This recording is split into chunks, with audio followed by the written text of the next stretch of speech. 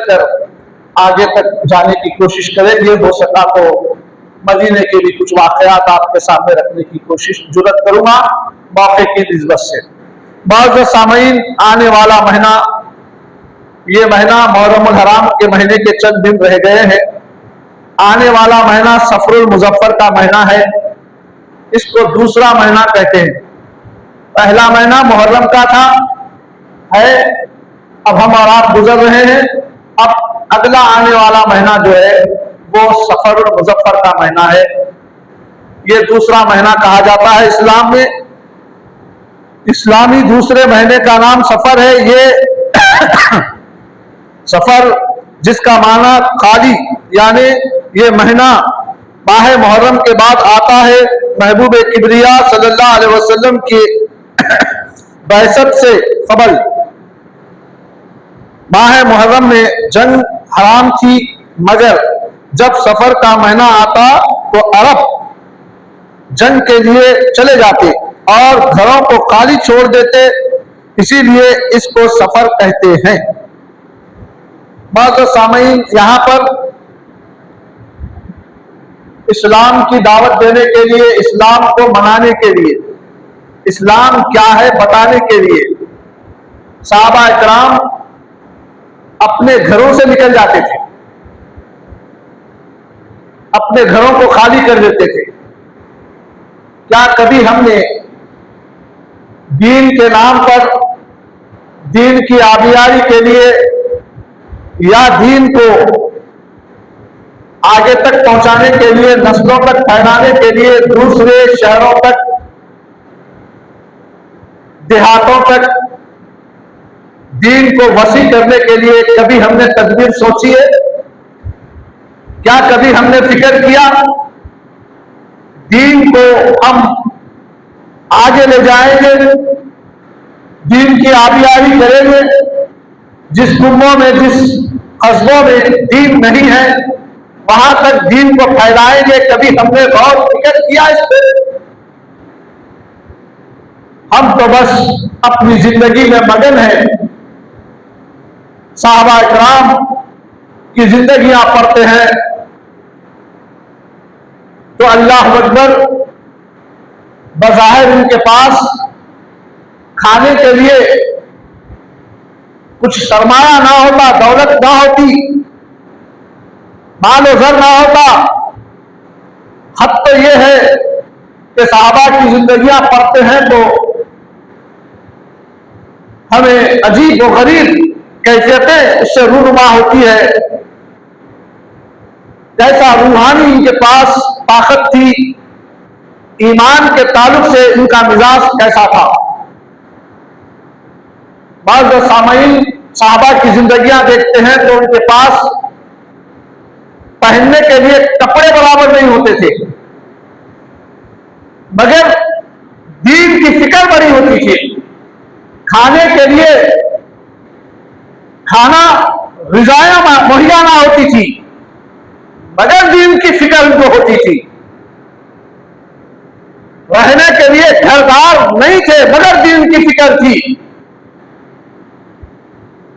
अब तो यह है मौजूद सामीन, चलने के लिए रास्ते सही में होते थे, मगर दीन की फिक्र होती थी। हर एतबार से सहाबा इकराम दीन की आबियारी के लिए सफर करते, एक मुल्क से दूसरे मुल्क तक सफर करते। अब एक बस्ती से दूसरी बस्ती को जाकर दीन की दावत देना अल्लाह की पनाह है। एक मस्जिद से दूसरी मस्जिद तक जाकर दीन की दावत देना इस फतन दौर में, अल्लाह अकबर, हम और आप कहां हैं? ये दौर को मैं पुरफतन भी कहूंगा और फिर इस दौर को बड़ा आसान भी कहूंगा। क्यों? इसीलिए कि चौतरफ से इस्लाम को नीचा दिखाने या इस्लाम को तहस नहस करने के लिए जहां सहवानी ताकतें हमारा पीछा कर रही है, तो वहीं पर इस जदीद टेक्नोलॉजी के दौर में, तरक्की याफ्ता दौर में, मीडिया के एतबार से भी इस्लाम के साथ होने वाले हालात अज़र मिन शम्स कौम के सामने, उम्मत मुस्लिमा के सामने इस्लाम के साथ किस तरीके से, किस अंदाज से इस्लाम के साथ मामलात हो रहे हैं, ये बड़ा पुरफतन दौर है जो उम्मत मुस्लिमा के साथ, हुजूर की उम्मत के साथ किस अंदाज से, किस कैफियतों से, कैसे कैसे हरबे और कैसी कैसी शक्लें हमारे सामने आ रही है।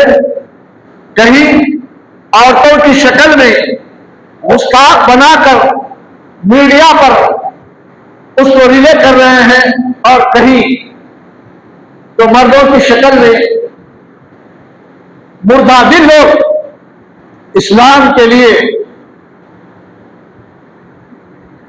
किस तरीके से गुस्ताखियां कर रही है, आपके सामने अज़र मिन शम्स है। तो ऐसे पुरफतन दौर में जब उम्मत मुस्लिमा के हाथ में भी आलात है, हरबे है, टेक्नोलॉजी का दौर है, रफ्तार सवारियां हैं, पहनने के लिए अच्छा कपड़ा है, मकान है, अच्छा खाना खा रहे हैं, बड़ी आराम की जिंदगी बसर कर रहे हैं, रोशनियां हैं, हवाएं हैं। उस जमाने में रोशनी ना होती, घरों में पंखे ना होते, एसी ना होती, मगर साहबा इकराम को यह फिक्र होती कि दीन किस तरीके से आगे तक पहुंचाया जाए, जो दीन के खिलाफ उठने वाले अंधों तक ये रोशनी कैसा पहुंचाई जाए, बागियों तक अच्छा पैगाम किस तरीके से पहुंचाया जाए, बेअमलों तक अमल की दावत कैसी दी जाए, बेनमाजियों को नमाज की दावत कैसी दी जाए, इस्लाम से दूर भागने वालों को इस्लाम की दावत कैसी दी जाए। इनके दिल हमेशा दीन की आबियारी के लिए मचलते थे। बाज़ सामईन वो दौर, ऊंटों पर, घोड़ों पर सवारियां होती थी। इस दौर में कितनी स्पीड सवारियां हैं, रास्ते इतने अच्छे हैं,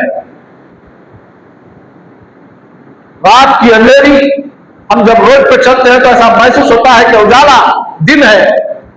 इतने फैसिलिटीज होने के बावजूद हम और आप दीन का काम कितना कर रहे हैं, हम अपने सीनों पे हाथ रखकर गौर और फिक्र करने की जरूरत है। बाज़ सामईन, बुजुर्गों, अज़ीज़ दोस्तों, जैसा कि ये महीने को सफर का महीना कहा गया है, और लोग अक्सर सफर का महीना आते ही ये समझते हैं ये महीना मनुष्य है, इसके अंदर शादी नहीं करना, ब्याह नहीं करना,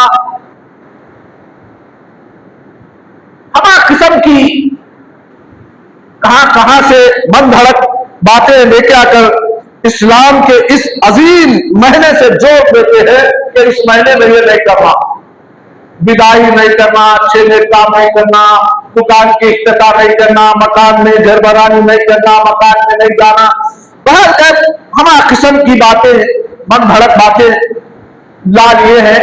जबकि हम और आप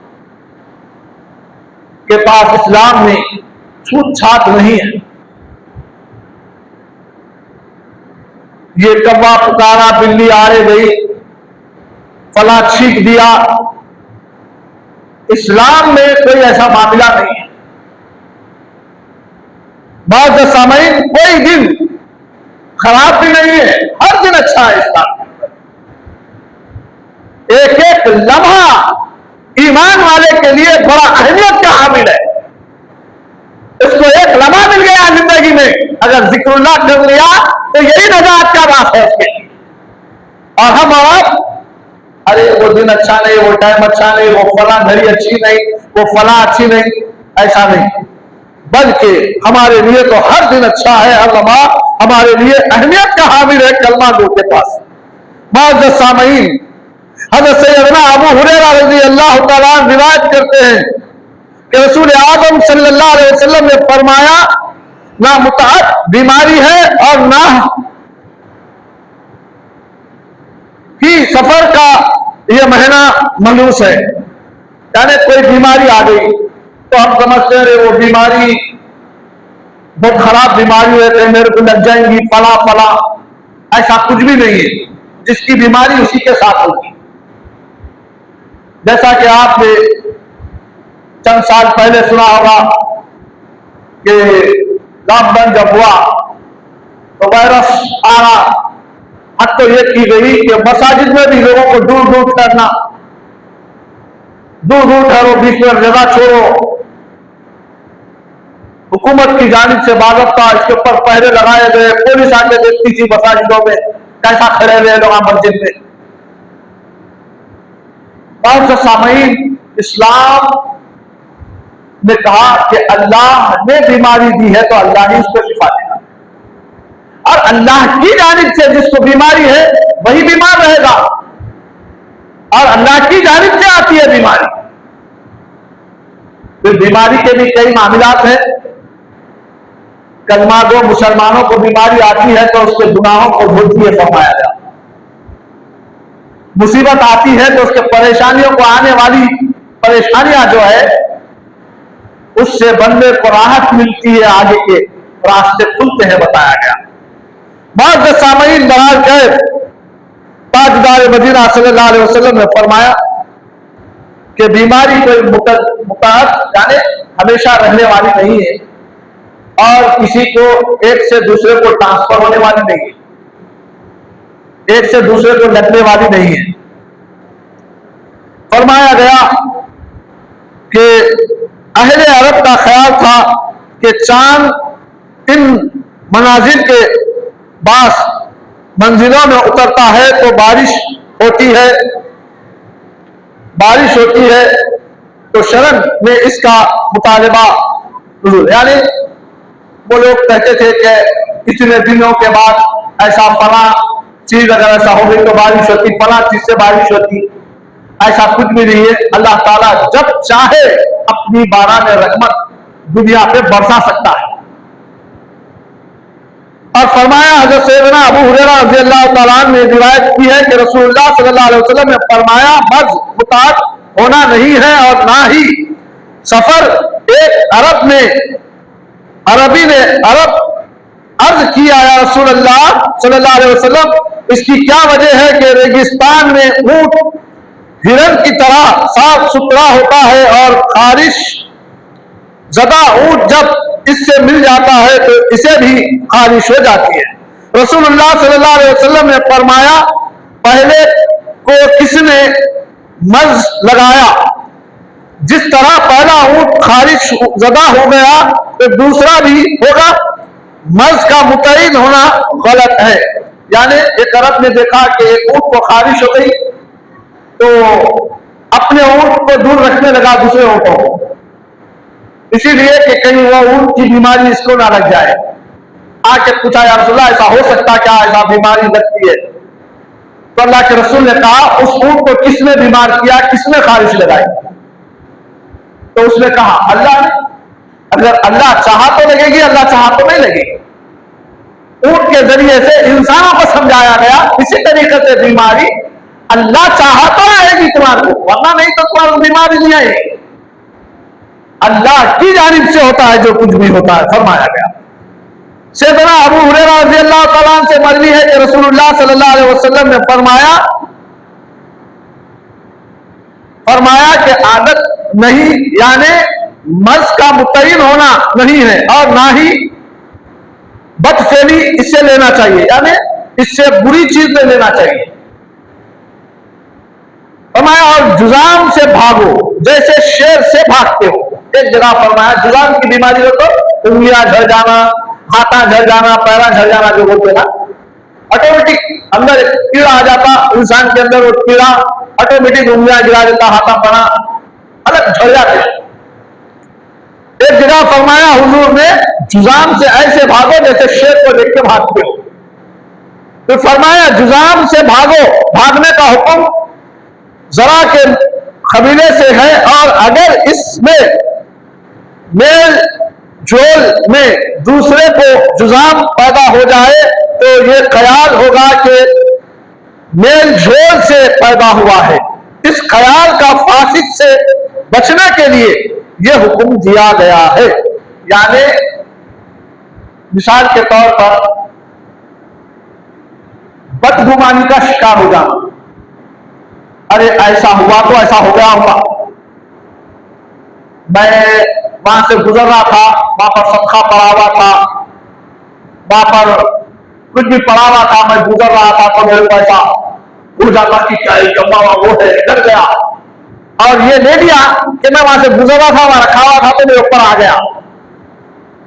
ये बदफेली लेना, इंसान डर जाता है इससे, और डर ही उसको तबाह कर देता है। इन्नमल आमाल बिन्नियात, तुम जैसी नियत करोगे वैसा ही तुम पर वार हो जाता।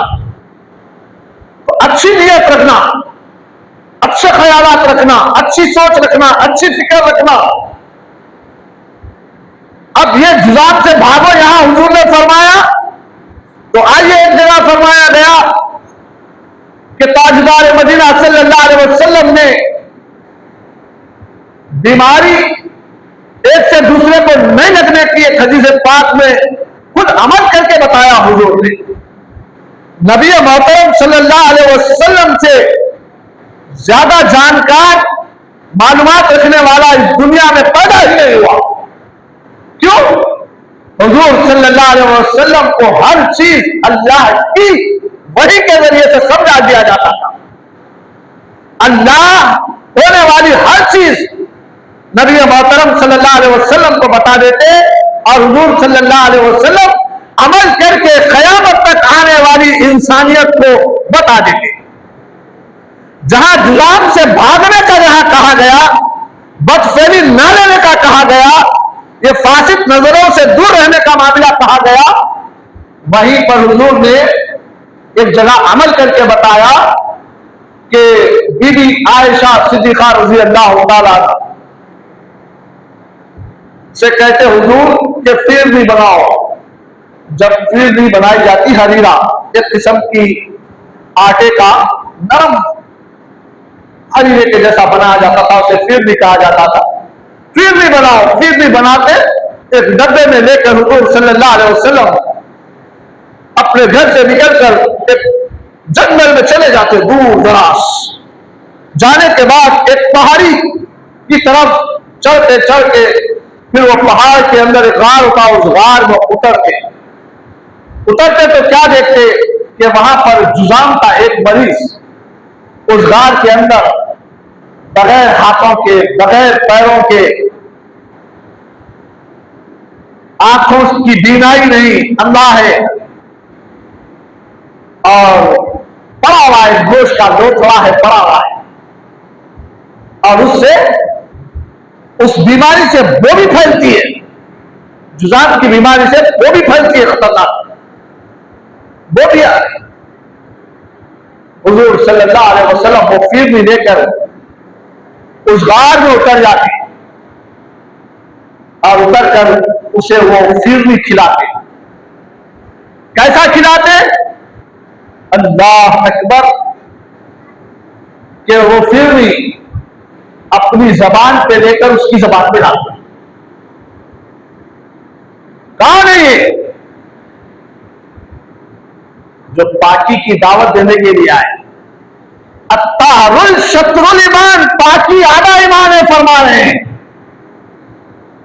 वहां जुलाम से भागो कह रहे हैं, और यहां लेखा से वो आ रही है।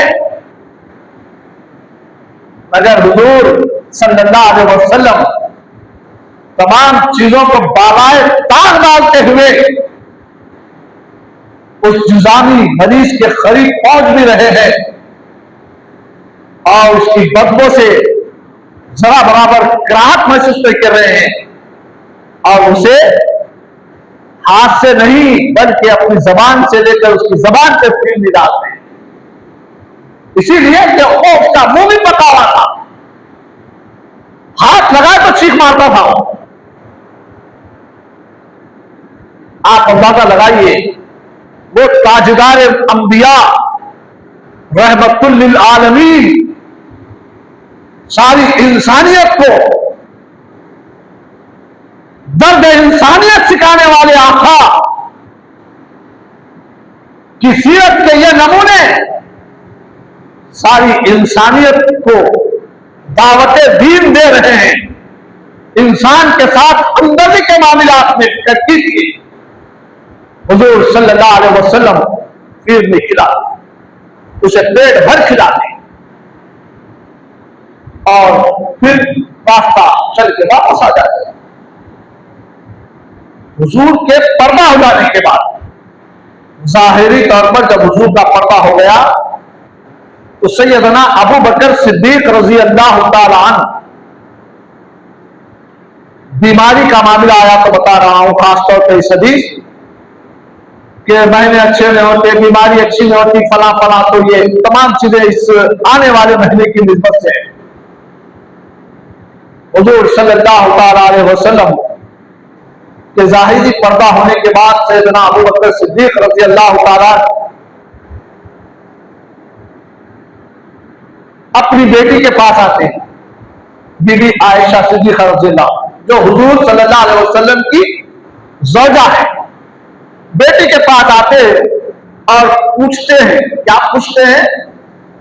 बेटा जरा बताओ तो सही कि मैं जिंदगी का ज्यादातर हिस्सा हुजूर सल्लल्लाहु अलैहि वसल्लम के सुन्नत में गुजारा, मोहब्बत में गुजारा, उनके सुन्नत में, उनके साथ में गुजारा, और वो कैसा अमल करते थे मैं भी अमल करता था। वो जैसे जैसे दुनिया को बताते थे, इंसानियत को बताते थे, वो हर अमल में करता था। वो जैसे इबादत करते मैं वैसी इबादत करता, वो जैसे कपड़े पहनते मैं वैसे कपड़े पहनता, वो जैसा चलते मैं वैसा चलता, वो जैसा जिक्र करते मैं वैसा जिक्र करता। इत्तिबाए रसूल में मेरी जिंदगी कटी है। मगर हुजूर के पर्दा हो जाने के बाद मैं बड़ा बेचैन बेखरार हूं कि कहीं मेरे से कोई चीज तो छूट नहीं रही है। तुम उनकी ज़ौजा है, मेरे बेटा जरा मुझे तो बताओ कि कोई चीज ऐसी है जो मुझसे छूट रही है। अपनी बेटी से पूछ रहे हैं आज हम में और क्या ये जिद्दोजहद है कि मेरे से नबी की कोई सुन्नत छूट रही है? कभी हमने गौर किया, फिक्र किया इस पर?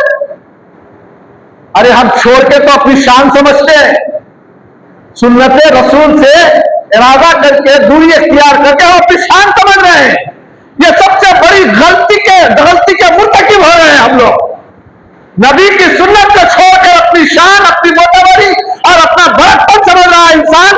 ये तेरा बड़कपन नहीं है, बल्कि तू जिस नबी का कलमा पढ़ता है, इस नबी से अपने रिश्ते को कमजोर कर रहा है। जिसको जन्नत की बशारत दी गई थी सैयदना अबू बकर सिद्दीक रज़ी अल्लाह तआला अन्हु को सारी इंसानियत में अफ़ज़लुल बशर कहा गया। नबियों के बाद अगर किसी का मुकाम है पूरी इंसानियत में तो अबू बकर सिद्दीक रज़ी अल्लाह तआला अन्हु का मुकाम है। ऐसी हस्ती पूछ रही है मेरे से कोई नबी की सुन्नत तो छूट नहीं। तरीका नबी का, सुन्नत किसको बोलते हैं? तरीके रसूल को बोलते हैं। जो रसूल ने इख्तियार किया वो चीजों को सुन्नत कहते हैं, जो सारे ईमान वालों के लिए मिशनरा है, बेईमानों के लिए नहीं। ये तो कलमा गो के लिए मिशनरा। अगर कलमा पढ़ लिया तो फिर नबी की इत्तिबा करना पड़ेगा उसे। कुरान कहता है नहीं। आप कहेंगे मौलाना बोल रहे, नहीं, कुरान का हुक्म है। मुअज़्ज़ज़ सामईन, अबू बकर सिद्दीक रज़ी अल्लाह तआला अन्हु को जन्नत की बशारत है। नबियों के बाद आदम से लेकर हुजूर तक जितने पैगंबर दुनिया में तशरीफ लाए, उनके बाद सारी इंसानियत में सबसे बुलंद मर्तबे और पाए के शख्सियत अगर कोई है तो वो सैयदना अबू बकर सिद्दीक रज़ियल्लाहु तआला अन्हु की जाती ग्रामी है। ऐसी शख्सियत दुनिया में जन्नत का सर देंगे, मगर खौफ इतना, अल्लाह का डर इतना कि कहीं मुझसे नबी की कोई तरीका सुन्नत तो छूट तो नहीं रहा है। बेचैन बेकरार होके नबी के घर को तशरीफ लाए हैं पूछने के लिए, बेटी के पास आए हैं। अरे ये तो मेरी बेटी है, मैं क्या पूछूं इससे? हम और आप तो मौलाना जरा छोटा है, अरे क्या पूछूं मौलाना से?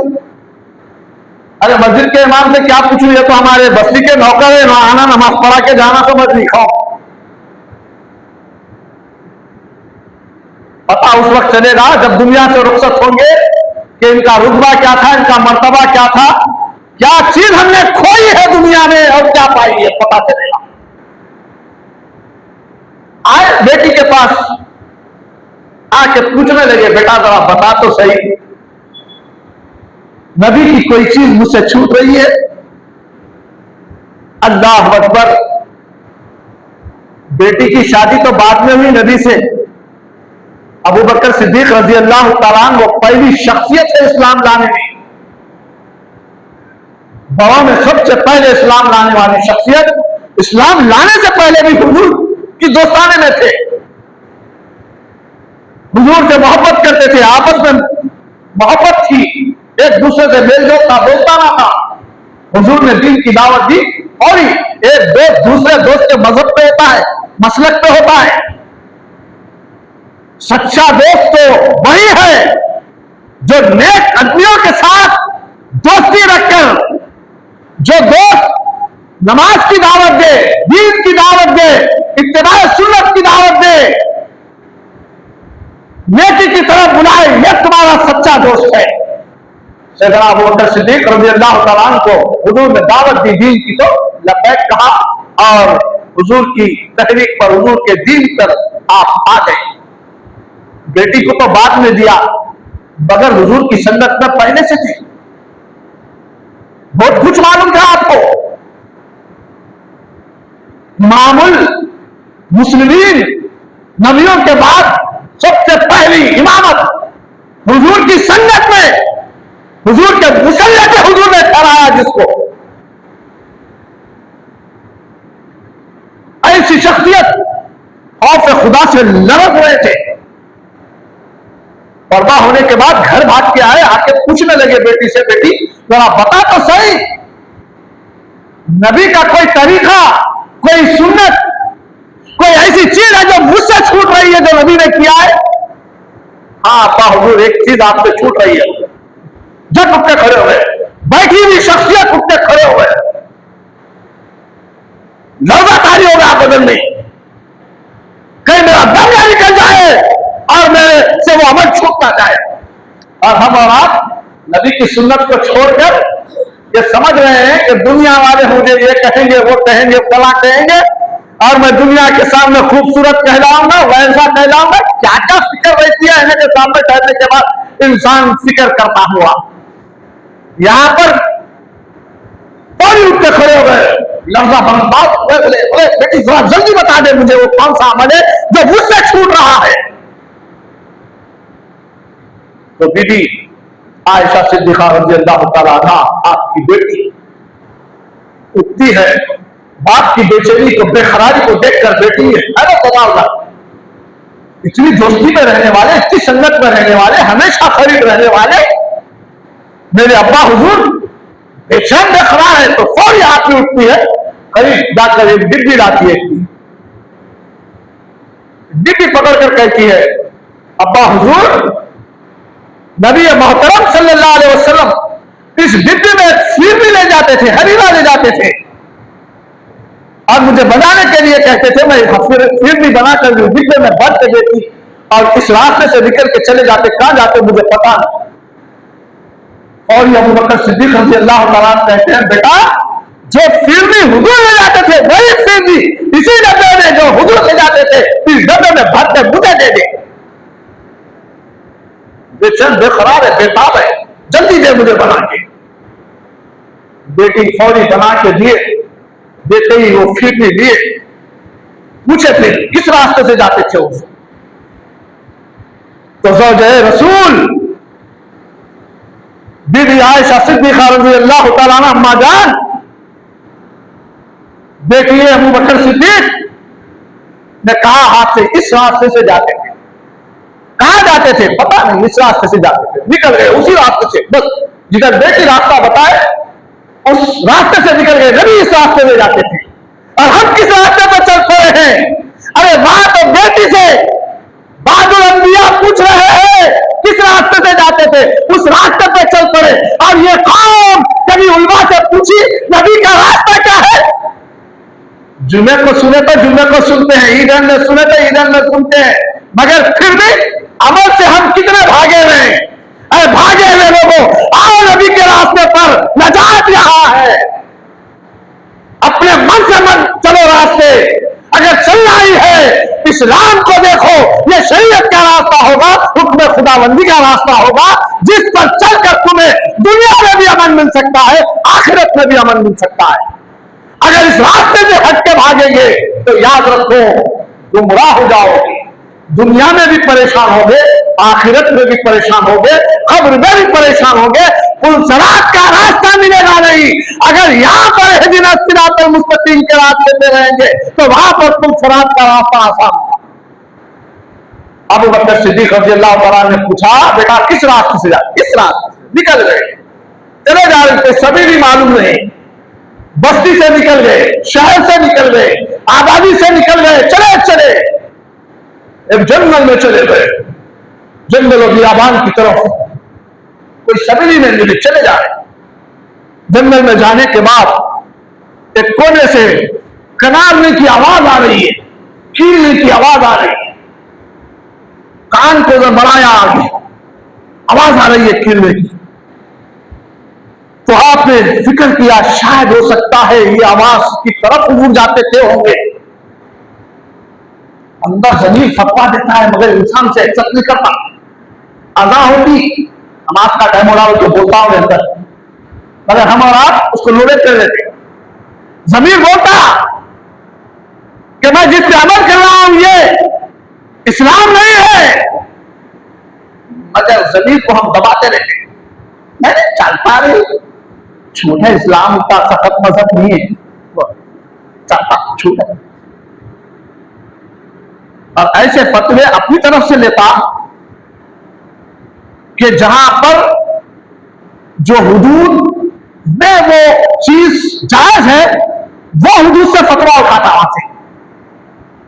जैसे मिसाल एक दूर तो जल्दी आ रहा था, जल्दी जहन में आता, जो मीडिया में जो रहता ना उसको जल्दी एक्सेप्ट करता इंसान। मक्का है, मक्के में तवाफ होता,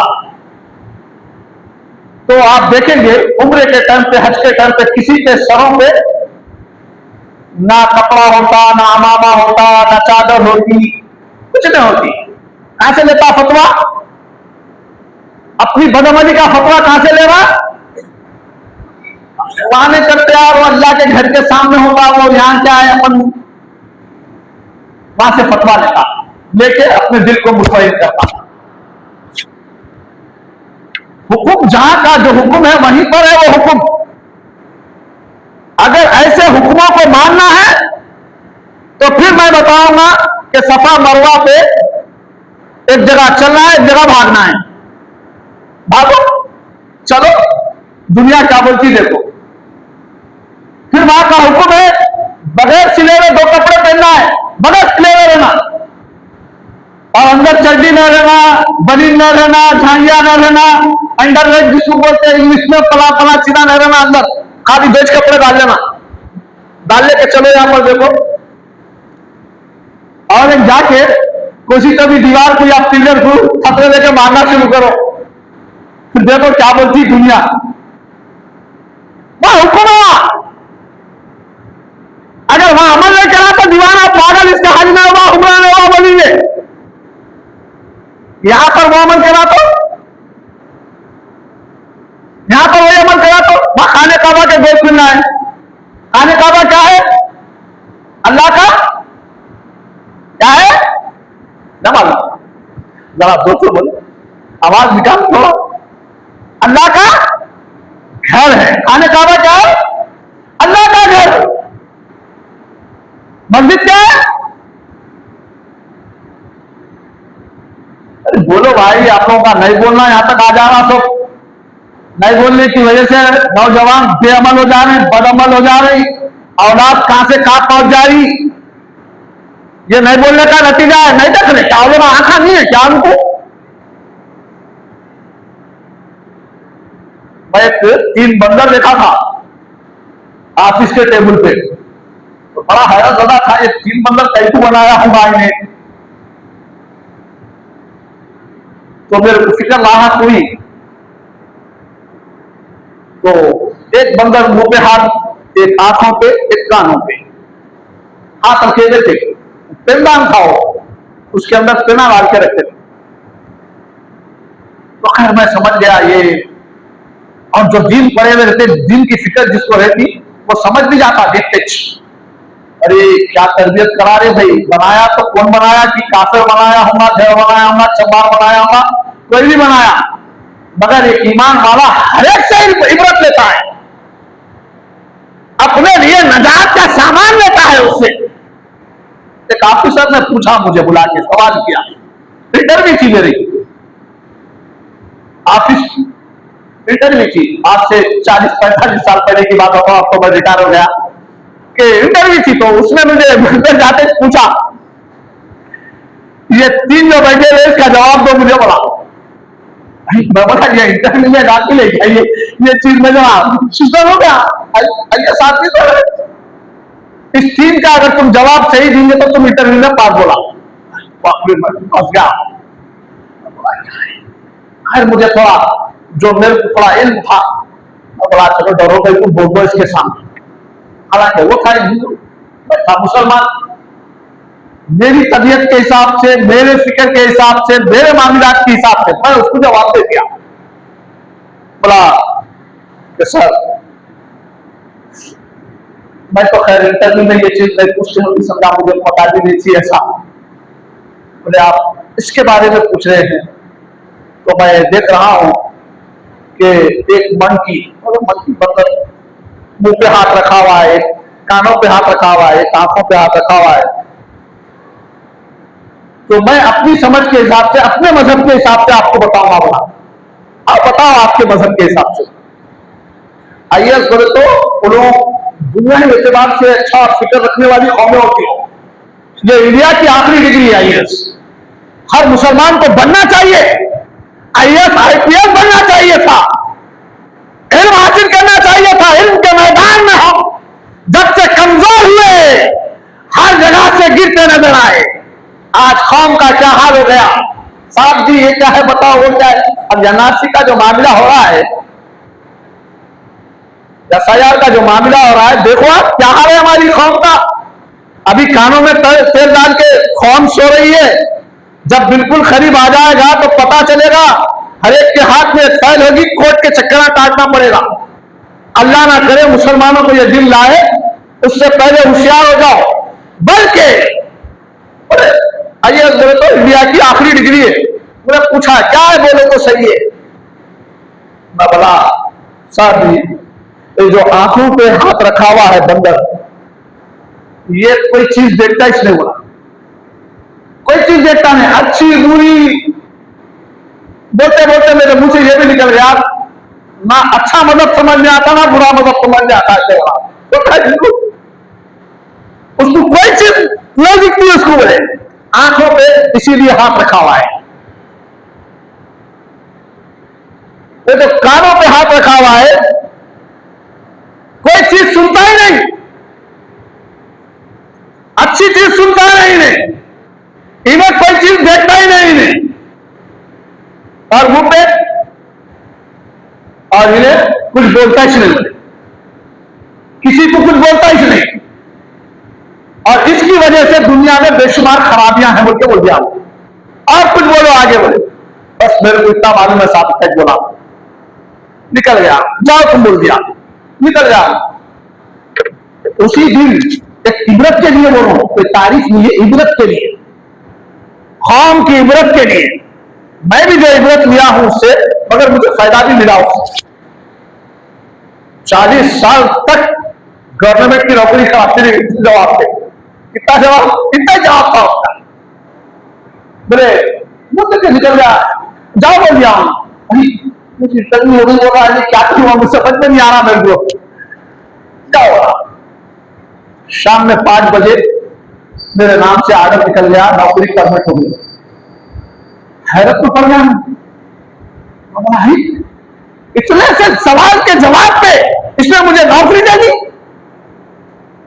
बड़े बड़े जो ऑफिसर होते थे, बात छोटे छोटे सवाल पे बंदे को भाप लेते थे।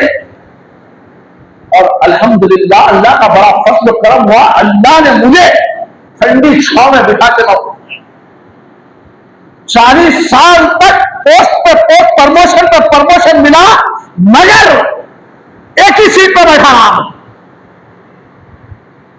बोलने का मकसद क्या है कि इंसान अपनी तरबियत के लिए, खुद की तरबियत के लिए जब आंख से देखता है तो उसे इबरत हासिल होनी चाहिए। अगर आंख अंधी है तो फिर समझ जाना ये कोई चीज देखेगी, अमल क्या करेगा, अमल क्या करेगा देखेंगे तो। अगर देखा तो अमल करना, सुना कुरान सुना तो पढ़ना जबान से, कुरान को देखना, पढ़ना, सुनना, अमल करना, ये काम आने वाले चीज आए, वरना नहीं तो फिर हो जाओ औलाद भी बर्बाद, नस्लें बर्बाद। और हद तो यह होगी कि यजीद की तरबियत नहीं की गई, यजीद तो बोला नहीं गया, इनके बड़ों ने समझाया नहीं था, इसीलिए इसमें दीन को समझा नहीं था। अब मैं अपनी टॉपिक की तरफ आ रहा हूं, आखिरी मजमून की तरफ आ रहा हूं, यजीद को तरबियत ना होने का नतीजा था, अच्छे और बुरे की तमीज खत्म हो गई थी इसके पास, अच्छे लोगों की तमीज खत्म हो गई थी। कौन इंसान अल्लाह की बारगाह में अजमत वाला है, कौन से इंसान के अखलाक अल्लाह की बारगाह में अजमत के हामिल है। यजीद अनापरस्त हो गया था। अनापरस्त कब होता है इंसान? जब अंदर के चीजों को एक्सेप्ट नहीं करता, देखा मगर अनजान हो जाता, सुना मगर नोवेर कर लेता, और जो चीज बोलना है अपनी औलाद को, अपनी नस्लों को समझाना है, भाई कहीं तो नहीं दिख रहा क्या उसको? अगर ऐसा होता तो कोई आलिम दीन खैर कर वास करता ना, नसीहत करता। नबी रहमत खाली कुरान निकालते, अल्लाह की बारगाह से आती, खुद पढ़ के छपा के सबको बारे थे, सुनाते नहीं थे। पढ़ के सुनाया भी और अमल करने के लिए अपना अमल जामा लोगों के सामने पेश किया। तभी तो अबू बकर सिद्दीक रज़ी अल्लाह तआला अन्हु उस गार में जाकर उस लेपर्सी के मरीज, बड़ी बीमारी वाले को जब उंगली से हरीरा खिलाने गए तो चीख मारा उसने। बोले ये कौन है? ये वो नहीं होता जो आके खिलाता था मुझे। बोले वो आने वाला किस तरीके से खिलाता था? तो वो मरीज ने, वो गोश्त के लोथड़े ने कहा, वो शख्स अपनी जबान से मेरी जबान पे डालता था, इसीलिए डालता था कि मेरा पूरा मुंह पका हुआ है, अगर उंगली लग गई तो मुझे जलन होती है, मुझे दर्द होता है। तो वो शख्स अपनी जबान से मेरी जबान पर डालता था। सैयदना अबू बकर सिद्दीक बाजुल अंबिया, सारी इंसानियत पर बुलंद पाए के इंसानियत में बड़ा मर्तबा रखने वाली शख्सियत, मगर किसी किस्म का वो झपट ना करते हुए इत्तिबाए रसूल सल्लल्लाहु अलैहि वसल्लम पर अमल करके यूं बताया कि इससे वो आई तो क्या हुआ, ये गोश्त का लोथड़ा है तो क्या हुआ। मेरे नबी ने अमल करके बताया और भाई अमल करके बताऊंगा। आपने भी फिर भी अपनी जबान से ली और उस लोथड़े के मुंह में पेट भरकर फिर भी खिलाई, और हमारा नदी की तरफ छोड़ो, आरोप करे होंगे वो जमाना था, चलो जान छोड़ो, जान यहां से छुड़ा रहे, वहां का छुड़ेंगी जान, वहां छूटने वाली नहीं है जान, यहां से छुड़ा के तो निकल जाएंगे अमल नहीं करके, वहां अमल पूछा जाएगा, अमल, अमल के लिए दुनिया दारुल अमल है, यहां पर अमल करना है, वहां पर रिजल्ट निकलने वाला। यजीद बदअमल, बेअमल, आंख रखने के बावजूद, मकसद को समझा नहीं, कान रखने के बावजूद, सुनने के बावजूद अमल किया नहीं। मुअज़्ज़ज़ सामईन, बुजुर्गों, अजीज दोस्तों, यजीद ने वो जुल्म, वो ज्यादती, वो कारनामा किया, वो कहते नहीं यजीद शामिल नहीं था। बगैर प्राइम मिनिस्टर के इंडिया में कुछ नहीं होता, अगर हुआ तो क्या करता है, उन्हें चढ़ा देता लेके जाके, नहले से लोगों को जाके चढ़ा दे रही, नहीं, जो नहीं करा उसको चढ़ा दे रहे हैं, करा तो जो कौम जराइम में मुब्तला नहीं है, ऐसी कौम को ले जाके जराइम का मुर्तकिब बना दे रही है आप लोग। अब जराइम करा तो क्या हाल होती, अब अंदाजा लगाइए। अरे दुनिया के ये लक्चर पक्चर कर रहे हैं, अब उन्हें तो यजीद अम्मा पूछो न को, उसकी शान में कोई खसीदे लिखा, कोई कुछ लिखा नहीं, यजीद शामिल नहीं था, फला नहीं था। अगर नहीं था तो फिर करबला में इतना बड़ा वाकया, 72 नुफूज़ खुदूसी पूरे आले रसूल, उसमें हजरत अली के बच्चे, जिसको बाबुल इल्म, इल्म का दरवाजा कहा गया, मौला कहा अल्लाह के रसूल ने, जिसने अली से मोहब्बत की उसने मुझसे मोहब्बत की, और जिसने मुझसे मोहब्बत की वो जन्नत में मेरे साथ होगा, फरमाया। नवाज़े रसूल सल्लल्लाहु अलैहि वसल्लम को करबला में यजीद ने अपने कमांडरों को जो हुक्म देके भेजा था, उनके जरिए से वो जुल्म व ज्यादती किया कि अल्लाह अकबर, कि सिर्फ इमाम हुसैन रजी अल्लाह तआला अन्हु को हम बोलते हैं, इनके साथ इनके 24 भाई भी थे। हजरत अली के, हजरत फातिमा ज़हरा रजी अल्लाह तआला अन्हा के बाद जो हजरत अली की शादी हुई थी, इनसे भी जो बच्चे पैदा हुए थे, उन बच्चों के नाम हजरत अली रजी अल्लाह तआला अन्हु ने सहाबा की मोहब्बत में, सहाबा से मोहब्बत तो काट रही है कौम, नहीं अली से मोहब्बत हमको। अरे अली जिससे मोहब्बत करते थे, अपने बच्चों के नाम रखे उन्होंने।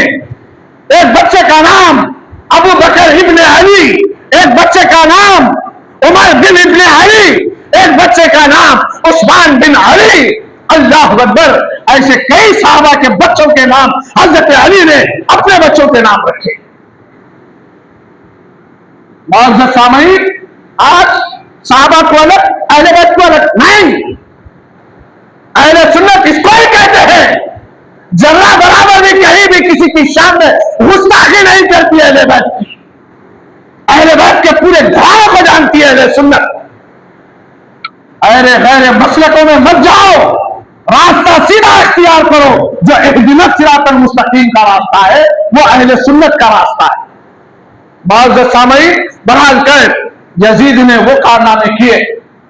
उसके बाद मैं आखिरी मरहले की तरफ आ रहा हूं कि इनके वक्त की खिल्लत मुझे इजाजत नहीं देती, मैं अपनी तकरीर को जमाए जमाए तक लोग जमते नहीं, क्या करूं, हमको सुनने से आ रही हो गए, कब जमात करती देख रहे हैं हम लोग। बाद ऐसे भी देखने जाए, मैं जब मस्जिद को आते रहता हूं तो मस्जिद में घुस के देखते कोई है नहीं, कोई भी नहीं दिख रहा, चलो दूसरी में इक्का दुक्का बैठे, कोई भी नहीं दिख रहा, चलो दूसरी। हमारी कौम का मिजाज दीनी बातें सुनने से आरी हो रहा है, और जब तक दीन पर अमल नहीं करेंगे इज्जत नहीं मिलेगी दुनिया। सहाबा की जिंदगी पढ़ लो आप, दीन पे अमल करते थे, क्वांटिटी में थे, जिस मुल्क में जाते, जिस कंट्री में जाते, वो इज्जत मिलती, वो शौहरत मिलती। अगर दुनिया ना देती तो जमीन उनको इज्जत देती थी। झाड़ पाड़ उनको इज्जत देते थे। मौजूद सामईन, आज हम जमीन पे भी रुस्वा हो रहे हैं, जिल्लत। हालांकि इंसान की किस्मत बहुत अच्छे लिखता अल्लाह, हम और आप दुनिया में आने के बाद उसका उल्टा लिख रहे हैं हम लोग। कापी पेंसिल आपके हाथ में दे दिया गया, कोरा कागज है आपके हाथ में, क्या लिखते लिखो। अगर तुम नहीं लिखते तो बैठे हुए मुमकिन नकीर आजुब बाजुब लिखते हैं तुम्हारा मामला। मौजूद सामईन, ये यजीद करबला में तो जुल्म मुजादती किया, हद तो यह रही कि पूरे खानवानों को शहीद किया। इमाम हुसैन को भी शहीद किया, उनके बच्चों को शहीद किया, नन्हे बच्चों को शहीद किया, औरतों के खाने जला दिए। बेशुमार जुल्म मुजादती करने के बाद जब यह काफिला को लेकर राजधानी पे गए, जहां पर हुक्मरान बैठते हैं, वहां पर जब पहुंचा है काफिला, तो आपके गर्दनों को, मुंडियों को मेजों पे लगाकर फतेह का लेबुल लेकर नाचते कूदते गए लोग, और जाकर उस महल में जिसमें ये लोग हुक्मरान बन के बैठते थे, शाही गद्दियों पे बैठते थे, वहां पर बैठकर ये लोग जश्न मनाए, हमने फतेह हासिल कर ली। और ये यजीद का कमांडर इब्ने जियाद वहां पर बैठा हुआ था और देखकर कहा हमने फतेह हासिल कर ली, खुशी मनाया। और गर्दनों को देखकर हमारी बगावत में उठने वाली गर्दन थी ये आज कट के हमारे सामने पड़ी हुई है। नाजेबार अल्फाज बहुत सारे कहे, फिर उसके बाद हुक्म दिया कि इसको यजीद के दरबार में दिमश्क ले जाया जाए। वहां से ये काफिला दिमश्क पहुंचा। अब उसमें बचे कौन थे? एक ज़ैनुल आबिदीन बचे थे, एक ही बचे थे, सैयद अली। एक कितने बचे थे? एक। और ये हक के लिए, अल्लाह के कानून को आम करने के लिए, दीन की आबियारी के लिए करबला में अपना एक एक खून का खतरा टपकाए थे ये लोग। दीन की आबियारी किया खून के जरिए से, फिक्र के जरिए से, औलाद के जरिए से, माल के एतबार से, सोच और फिक्र के एतबार से, हर एतबार से मैदान करबला में आखिरी सांस तक दीन की आबियारी के लिए दीन को सीखे इन लोगों ने अपने खून के जरिए से। बचे कितने थे? कितने बचे थे? बड़ा जोर से बोलो। एक ज़ैनुल आबिदीन बचे थे, मगर अल्लाह ने इस्लाम में वो लचक रखी, दीन में वो बरकत रखी, जो दीन के लिए करता है, जो दीन की आबियारी के लिए अपनी जान का नजराना, माल का नजराना, हर चीज का नजराना पेश करता है, तो उसके अंदर बरकत हो जाती है। इसीलिए बताया गया ज़कात दो, ज़कात में बरकत है, पैसे में कभी नहीं होती। खैरात दो, पैसे में कभी नहीं होती। इसीलिए बताया गया अगर तुम दीन के लिए अपनी जान दे देते हो तो याद रखो तुम्हारे खानदान में बरकत हो जाती है। ज़ैनुल आबिदीन एक बचे थे, मगर आज सादात दुनिया के चप्पे चप्पे में आपको सादात मिलेगी। दुनिया का कोई खित्ता ऐसा बता दीजिए जहां सादात नहीं है, हर खित्ते में सादात मिलेंगे। ये वही बरकत है, दीन के लिए अपने आप को फना कर लिए। दाना खाक में मिलकर मुझे गुलजार होता है, मिटा दे अपनी हस्ती को अगर जिंदगी चाहे, तो फिर दाना खाक में मिलकर गुले गुलजार होता है। इस्लाम आया ही इसलिए था, अपने आप को हर एतबार से, जुस्तजू के एतबार से, बाल के एतबार से, जान के एतबार से अल्लाह की राह में खर्च करने के लिए आया था। मगर जान मेरी समझ के बैठ गए, बाल मेरा समझ के बैठ गए, ख्वाहिशात मेरी समझ के बैठ गए। अगर हमारा अपनी ख्वाहिशात को कुर्बान करते दीन के लिए, माल को कुर्बान करते, अपनी जवानी को कुर्बान करते, अपनी ताकत को कुर्बान करते दीन की आबियारी के लिए, तो मौजूद सामईन आप क्वांटिटी में होकर दुनिया पे हुकूमत करते। क्योंकि हमने देखा है, पढ़ा है इस्लाम की किताबों में, जो जो लोग क्वांटिटी में रहने के बाद दीन के लिए अपनी जान का नजराना, माल का नजराना दिया, उन लोगों ने दुनिया पे हुकूमत की। हमारा हिंदुस्तान भी मौजूद है उसके अंदर, पढ़ लो तारीख। कांकेरी में थे, पूरे हिंद पे हमारी हुकूमत थी। आज मेजोरिटी में 20% है, क्या बात है, कोई डर रहा नहीं, सब डरा रहे हैं। क्यों? हम खुदा से नहीं डर रहे, दुनिया डरा रही। अगर खुदा से डरते तो आज दुनिया है। तो मौजूद सामईन, बहर कैफ मैं सिर्फ यजीद के दरबार तक पहुंच पाया कि यह काफिला यजीद के दरबार में पहुंचा तो यजीद के महल में बहुत सारे लोग बैठे हुए थे, लाके सर रखे गए और अपन बड़ी आलीशान कुर्सी पे बैठा हुआ है और बड़े ही निराले अंदाज में उठा। जब काफिला आया बल्कि मालूम हुआ तो यजीद की एक खालाजादी बहन कोई थी जो हजरत अली की ज़ौजा थी, रिश्ते फातिमा रज़ियल्लाहु तआला के इंतकाल के बाद शादी किए थे, तो उनके बच्चे भी करबला में शहीद हुए थे। तो वो रोते हुए आई कि इमाम हुसैन के काफिले के साथ तूने क्या किया यजीद, बोलते रोने लगी और वो बेपर्दा आ गई एकदम, होश में नहीं जैसा आ गई एकदम गम में। तो उसने अपनी उस बहन को चादर दे के, सर पे चादर दे के बोला जाओ अंदर लेके जाओ। अरे बेवकूफ इंसान, सोच तो सही, नवासी रसूल आज तेरे दरबार में बेपर्दा खड़ी हुई है और तू अपनी बहन को पर्दा दे के अंदर भी जा रहा है। और कहा ये हमारी बगावत में उठने वाले सर थे, ये आज हमारे सामने कट के आ गए। हद तो यह रही मौजूद सामईन, क्या बताऊं उसके कारनामे, किताबों में छपे पड़े हैं। 3 दिन तक इमाम हुसैन के शहादत के बाद 3 दिन तक मदीने में हर चीज को आम कर दिया, जिना आम कर दिया, शराब आम कर दिया पूरे मदीने में। अब तो यह रही मस्जिद नबवी में हुजूर सल्लल्लाहु अलैहि वसल्लम के गुंबद क़ज़रा के अंदर भी घोड़े बांध दिए, 3 दिन तक नीक किए, पूरा खाक कर दिए। एक साहबी रसूल थे जो बिल्कुल ऐसे अपने आप को दीवानों के जैसा बना के, उनका नाम सईद बिन अम्मार कुछ आता है रिवायतों में, वो जाके कोने में दीवानों के जैसा बैठ गए थे, पूरे मदीने में खार मचा दिया। अब तो यह रही कि अल्लाह अकबर के कई लड़कियों को इसने हामिला करा दिया, जिना कराया, बेशुमार हरकतें किया यजीद ने। अब तो यह रही कि मदीने की उस मस्जिद में जहां जन्नत की क्यारी है, नबी के रोजे से लेकर नबी के दम्बे तक रियाजुल जन्नह, जन्नत की क्यारी है ये, ऐसी क्यारी में घोड़ों को ले जाके बंदियां ली, गोबर वगैरह करने लगे।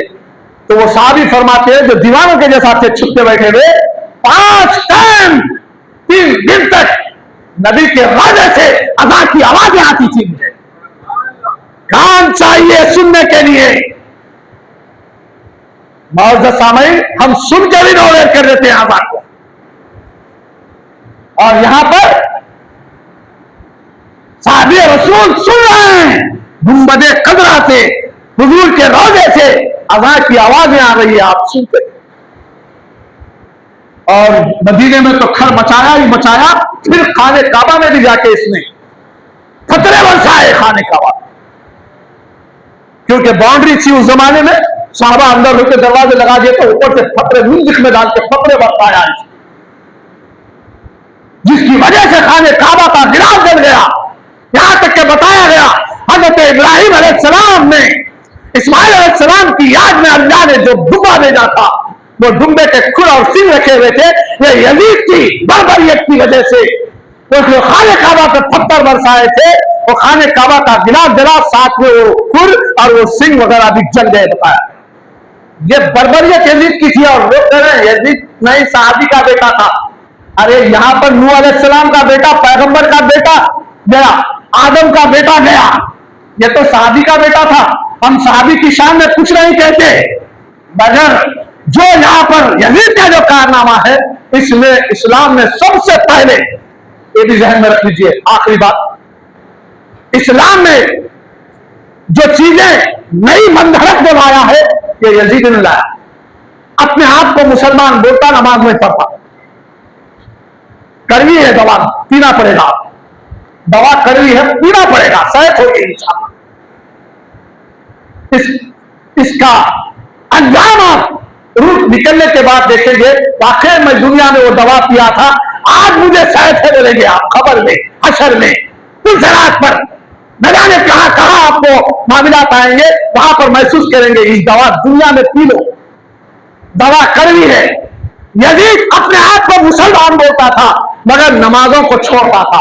यजीद अपने आप को मुसलमान बोलता था, इत्तिबाए रसूल को छोड़ता था, सुन्नत रसूल को छोड़ता था, शरीयत की खिलाफ वर्जी करता था, शराब हराम थी, यजीद आम किया पीता था, जुआबाजी, सट्टेबाजी यजीद के मिशन में थी। ये तमाम चीजें मौजूद सामईन, बेशुमार बुराइयां हैं, उसकी बुराइयां क्या गिनो, बहरहाल जब तक दुनिया रहेगी उस पर लानत करते रहेगी। अल्लाह की लानत, नेक लोगों की लानत, फरिश्तों की लानत, तमाम उम्मत मुस्लिमा की लानत यजीद पे बरसते रहेगी। और इमाम हुसैन हक के लिए इन्होंने अपनी जान का नजराना, माल का नजराना, हर एतबार से अपने आप को फना फिका देकर एक दीन की आबियारी की, अपने खून से आज तक उसके पौधे दुनिया में कयामत तक जारी और सारी रहेंगे और उसके जरिए से उम्मत मुस्लिमा फैज पाते रहेगी और उनके हक में दुआएं देती रहेगी, फातिहा खानी करेगी, खाने खिलाएगी, हर चीज करेगी उनके हक में। अल्लाह करे मुझे और आपको इमाम हुसैन का साथ नसीब फरमाए। और जो लोग इस्लाम से इरादा करते हैं कहीं ऐसा ना हो जाए, कहीं यजीद के साथ हशर ना हो जाए, आओ इत्तिबाए रसूल की तरफ आओ, सरकार मदीना सल्लल्लाहु अलैहि वसल्लम की इत्तिबा की तरफ आओ। मेरे आका सल्लल्लाहु अलैहि वसल्लम फरमाते हैं, मन अहब्बा सुन्नती फक़द अहब्बनी व मन अहब्बनी काना माइया फिल जन्नह। जिसने मेरी सुन्नत से मोहब्बत की, जिसने मेरे मिशन से मोहब्बत किया, जिसने मेरे किरदार से मोहब्बत की, मेरी इत्तिबा की, वो मेरे साथ जन्नत में होगा। फरमाते हैं अब जन्नत में जिसको जाना है हुजूर सल्लल्लाहु अलैहि वसल्लम का दामन थामना है और जन्नत के रास्ते पे चल पड़ना है। वाह दावान अल्हम्दुलिल्लाह रब्बिल आलमीन। अस्सलामु अलैकुम।